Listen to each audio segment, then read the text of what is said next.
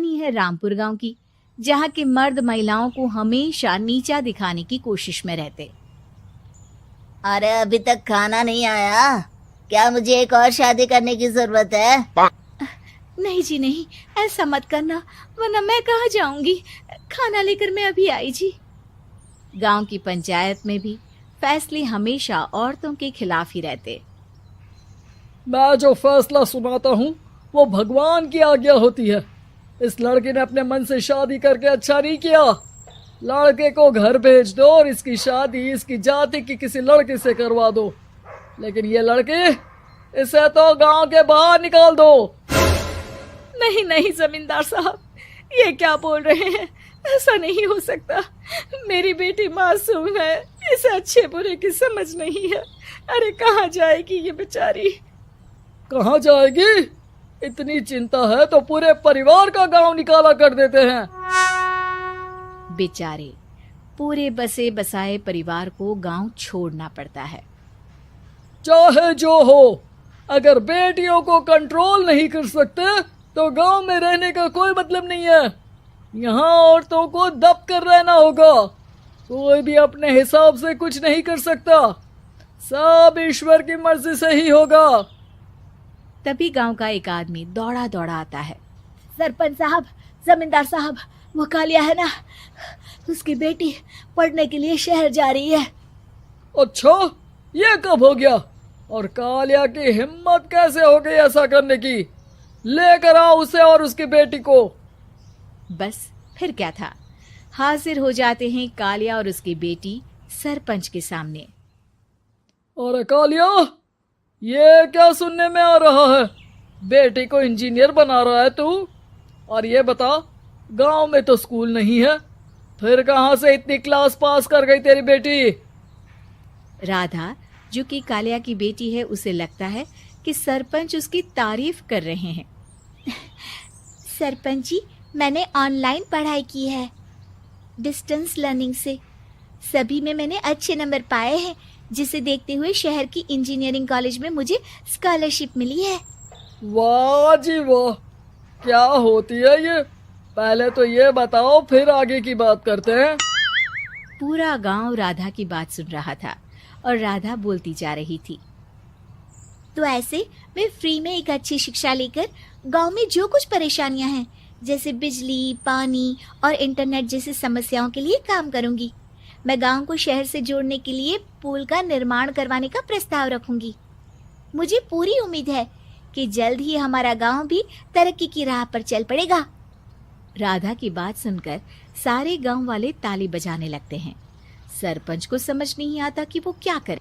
चुप रह नादान लड़की, गांव के खिलाफ जाने के लिए तुझे गांव से बेदखल कर दिया जाएगा, वो भी पूरे परिवार के साथ। और हाँ, अगर ठीक से गांव में रहना चाहती है तो ये पढ़ाई लिखाई छोड़ दे। हम तेरे लिए गांव का कोई होनहार लड़का देखेंगे। तभी गांव का एक आदमी बोल पड़ता है। अरे नहीं नहीं सरपंच जी, राधा बिटिया जो बता रही है, अगर वैसा हो जाए तो हम लोगों को पैसा कमाने के लिए बाहर नहीं जाना पड़ेगा। हाँ जी, और ना ही कोसों दूर पानी के लिए भटकना पड़ेगा। हमारे बच्चे भी अच्छी पढ़ाई कर सकेंगे और आगे बढ़ेंगे, ना कि हमारी तरह खेती करते बैठेंगे। क्यों गांव वालों, राधा बिटिया का साथ देना चाहिए ना। सरपंच देखता है कि गांव राधा के साथ है तो वो चुप हो जाता है। वो घर आकर अपने सलाहकार से बात करता है, जो बहुत ही चालाक किस्म का इंसान होता है। अरे सरपंच साहब, आपको बहुत ही होशियारी से काम लेना पड़ेगा। एक बार गांव तरक्की कर गया, यहाँ के बालक पढ़ लिए तो कोई ना पूछेगा आपको। और फिर ये जो बेटा और बेटी है ना आपके, इनको भी आम लोगों की तरह ही जीवन जीना होगा। हाँ, लेकिन करे तो क्या करे?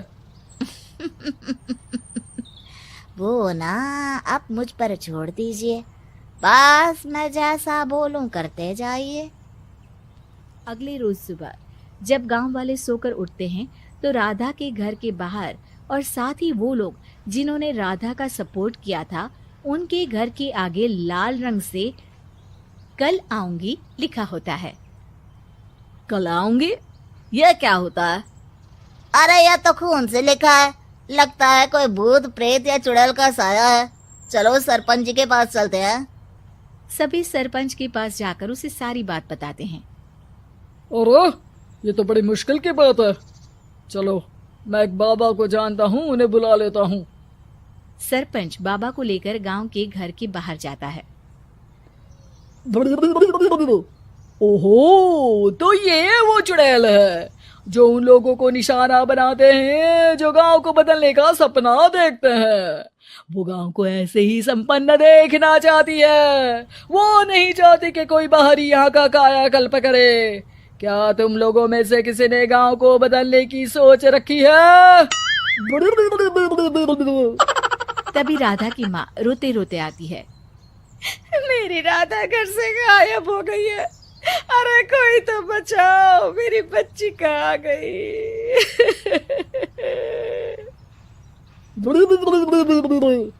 ले गई वो चुड़ैल, तेरी बच्ची को ले गई।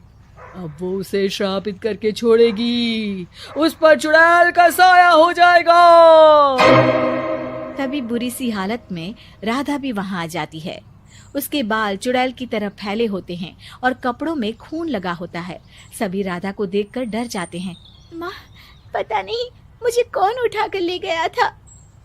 अरे दूर दूर हो जा चुड़ैल, अब हम लोग इस गांव में नहीं रुकेंगे। अरे कैसी बातें कर रहे हैं आप? कल तो आप मेरे भरोसे गांव का हुलिया बदलने, अपने बच्चों को पढ़ाने और तरक्की उन्नति की बात कर रहे थे, तो आज क्या हो गया आपको? ये फिर तुम लोगों को बहकाएगी। ये चुड़ैल गांव में आ चुकी है, ऐसे ही ये तुम्हारे घर के बच्चों को भी ले जाएगी। गांव वाले राधा को गांव से बाहर निकाल देते हैं। उसके माँ बाप रोते रहते हैं, लेकिन गांव वाले नहीं मानते। मैं भी अपनी बहन के साथ गांव के बाहर रहूंगा, लेकिन वो पढ़ाई नहीं छोड़ेगी। वहीं सरपंच के घर पर सलाहकार कहता है। देखा, सांप भी मर गया और लाठी भी नहीं टूटी। लेकिन अगले ही दिन सरपंच के घर के बाहर भी वही शब्द लिखे होते हैं। और फिर सरपंच की बीवी कहती है, हमारी बेटी को किसी ने अगवा कर लिया है। तभी राधा का भाई वहां आ जाता है। अरे गांव वालों, मैंने सरपंच जी की बेटी को देखा था। वो चुड़ैल उसे उठाकर ले जा रही थी। अरे क्या मजाक कर रहे हो? नहीं नहीं सरपंच जी, आप नहीं जानते। वो चुड़ैल अब आपकी बेटी में आ जाएगी, जैसे राधा के अंदर आ गई थी। तभी सरपंच की बेटी वैसी ही हालत में वहां आती है जैसे राधा आई थी। पापा, पता नहीं कैसे मैं गायब हो गई थी। चुड़ैल, इसके अंदर भी चुड़ैल का साया है, मारो इसे। अरे नहीं नहीं, इसे भी राधा के पास गांव के बाहर ही भेज दो। अरे चुप रहो, मेरी बेटी कहीं नहीं जाएगी और चुड़ैल वुड़ैल कुछ नहीं होता है। अरे कैसे बात कर रहे हो सरपंच जी? आप तो बोल रहे थे कि आपका फैसला भगवान का ज्ञान होता है, तो अपने पर बात आई तो अब आप ऐसे बोल रहे हैं। अरे ना ना ना, आपको अपनी बेटी को त्यागना ही होगा। अरे बुलाओ बाबा को। राधा का भाई बाबा को ले आता है, जिसे अब गांव वालों के डर के कारण सच बोलना पड़ता है। मैं कोई बाबा नहीं हूँ, मैं तो मोची था। ये सलाहकार महोदय ने मुझे कहा था एक्टिंग करने को। अब वो मुझे पैसे देने वाले हैं। अब मुझे माफ कर दो। गलती हो गई, मुझे माफ कर दो। तभी वहां राधा आ जाती है। देखा सरपंच जी, जब गांव के बच्चे साक्षर होंगे तो आप जैसे लोगों की चालाकी नहीं चलेगी।